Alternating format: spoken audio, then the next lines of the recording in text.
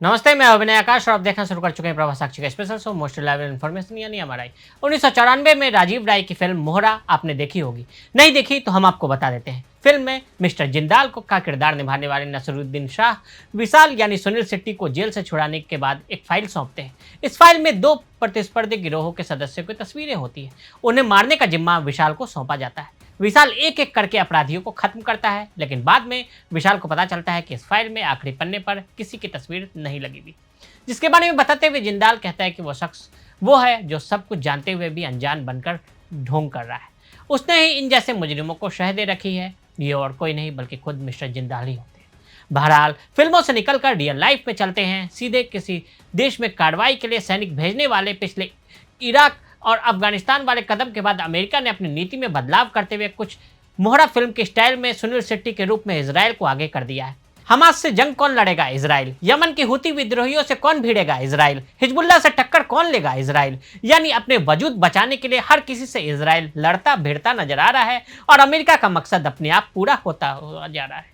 Middle east जंग का मैदान बनता नजर आ रहा है और इस बार प्रथम दृष्टया बारी ईरान की नजर आ रही है। ईरान के न्यूक्लियर वेपन को लेकर अमेरिका ने साफ कहा कि वो ऐसा नहीं होने दे सकता और अमेरिका से ज़्यादा चिंता इस बात की इजराइल को है। अमेरिका और ईरान के बीच वार्ता के 9 दौर चल चुके हैं। शुरू में बहुत सी चीज़ों को लेकर डोनाल्ड ट्रंप को लग रहा था कि वो ईरान के ऊपर हावी हो जाएंगे, प्रतिबंध हटाने के दम पर ईरान को मना लिया जाएगा, लेकिन ईरान नहीं मान रहा और ट्रंप भी कह चुके हैं कि कॉन्फिडेंस में नहीं हूँ। अब इजराइल ने 13 जून को ईरान के खिलाफ हमले शुरू कर दिए। इजरायली प्रधानमंत्री बेंजामिन नेतन्याहू ने कहा कि उनकी सेना ईरान के परमाणु ठिकानों को केंद्र पर अटैक करेगी। बेंजामिन नेतन्याहू ने कहा कि ऑपरेशन राइजिंग लायन का उद्देश्य इजराइल के अस्तित्व के लिए ईरानी खतरे को खत्म करना था। क्यों कहा जा रहा है mother of all war?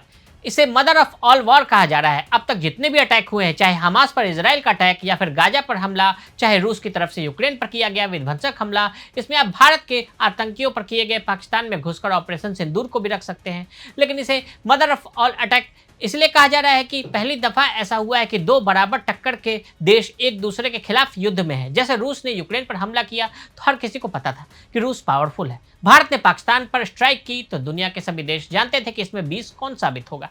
Israel के हमास पर अटैक का अंजाम सभी को पता था कि कौन भारी पड़ेगा, लेकिन इस बार की भिड़ंत थोड़ी अलग है। मिसाइल पावर में ईरान इजराइल से किसी भी मामले में कम नहीं है। उसके पास मिसाइलों का पूरा जखीरा है जो किसी भी दुनिया के पावरफुल देश को टक्कर दे सकता है। ईरान के पास प्रॉक्सीज की कमी नहीं। इसके अलावा ईरान के पास हमास, हिजबुल्लाह, हुती जैसे प्रॉक्सी हैं। ये अलग अलग देशों में ईरान के प्रॉक्सी हैं और लड़ाइयाँ लड़ रहे हैं। इसमें दिलचस्प होगा, भले ही कमांडर्स के खात्मे की खबर आती रहती है, हुती के, हिजबुल्लाह के और हमास के, लेकिन अमेरिका हो या इजराइल, अभी तक इन ग्रुप्स के लड़ाकों पर पूरी तरह से काबू सफल नहीं हो सका है। ऐसे में जब आप किसी देश के लड़ाकों पर काबू नहीं पा रहे हैं तो आप सीधे उस देश पर काबू कैसे पा लेंगे?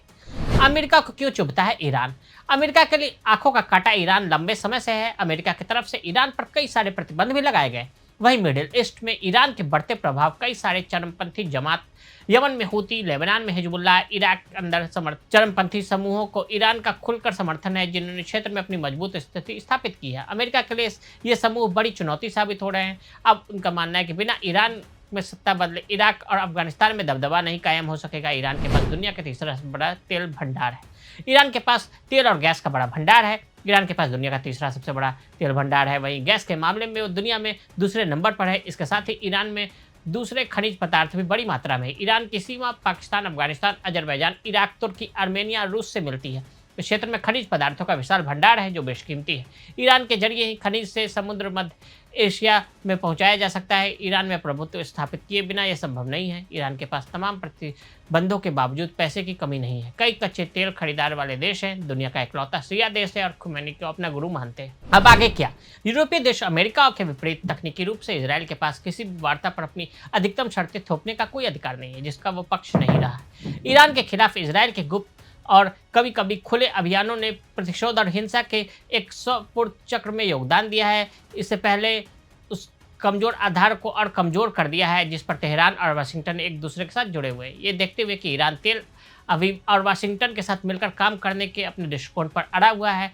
आरागची सहित उच्चतम स्तर के ईरानी अधिकारियों ने स्पष्ट रूप से कहा है कि वे ईरानी परमाणु स्थल पर किसी भी इजरायली हमले के लिए अमेरिका को जिम्मेदार ठहराएंगे। ईरान रिवोल्यूशनरी गार्ड के अनुसार यह क्षेत्र में अमेरिकी सैन्य बुनियादी ढांचे सहित लक्ष्यों पर विनाशकारी और निर्णायक प्रतिक्रिया को आमंत्रित करेगा।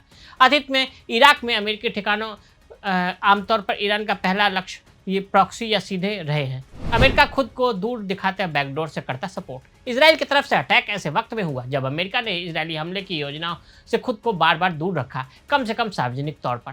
अप्रैल में ही ट्रंप ने ईरानी परमाणु ढांचे पर हमला करने की इजरायली योजना का विरोध किया था और इस तरह के हमले का समर्थन करने से इनकार कर दिया था। अमेरिका आगे आकर तो कह रहा है कि हम कोई लड़ाई नहीं लड़ेंगे, सीधा हमला नहीं करेंगे, वहीं दूसरी ओर बैकडोर से इजराइल का साथ भी देता नजर आ रहा है। इजराइल में इस वक्त प्रधानमंत्री अंदरूनी राजनीति से भी जूझ रहे हैं। नेतन्याहू ने संसद को भंग करने और समय से पहले चुनाव कराने के 69 के प्रयास को 63 और 51 के मामूली अंतर से जीत लिया। अपने गठबंधन पर भारी दबाव के बावजूद इजराइल के प्रधानमंत्री ने चुनाव न कराने के सही ठहराने के लिए गाजा और ईरान पर दबाव बढ़ाने की कोशिश की है। उनके गठबंधन ने कहा कि गाजा में युद्ध और ईरानी मुद्दे को देखते हुए इस समय चुनाव देश को पंगु बना देंगे, ईरान के खिलाफ इजरायली हमले इस तर्क को और बल देंगे। ईरान और अमेरिका परमाणु वार्ता का अब क्या रह गया कोई मतलब? अगर ईरान एनपीटी से हट जाता है तो यह लगभग तय है कि ईरान अमेरिका परमाणु वार्ता टूट जाएगी। संयुक्त राज्य अमेरिका का 1978 का परमाणु प्रसार रोकथाम अधिनियम वाशिंगटन को किसी भी रियायत की पेशकश करने से रोक देगा, जिसके लिए वह अन्यथा तैयार हो सकते हैं। वर्तमान में बोर्ड पर सभी टुकड़े बंद है, स्प्रिंग्स के साथ बैठे हुए हैं। क्या वे खुलेंगे, क्षेत्र में संघर्ष को बढ़ावा देंगे? इस बात पर निर्भर करेगा कि संबंधित कैसे और कब कार्रवाई करने का फैसला करते हैं। क्या इजराइल हमला करता है, यूरोप उस पर प्रतिबंध लागू किए जाते हैं और ईरान एनपीटी से पीछे हट जाता है, या अमेरिका वार्ता से हट जाता है? ये तमाम सवालों के जवाब भविष्य में मिलेंगे। तो आज हमने आपको ईरान और इजराइल के बीच शुरू होने वाली जंग की कहानी बताई। अगर आप भी लेना चाहते हैं देश दुनिया की तमाम जानकारी तो आज ही सब्सक्राइब करें हमारे चैनल को। साथ ही नीचे दिए बेल आइकन को जरूर दबाएं ताकि हर अपडेट आप तक पहुंच सके।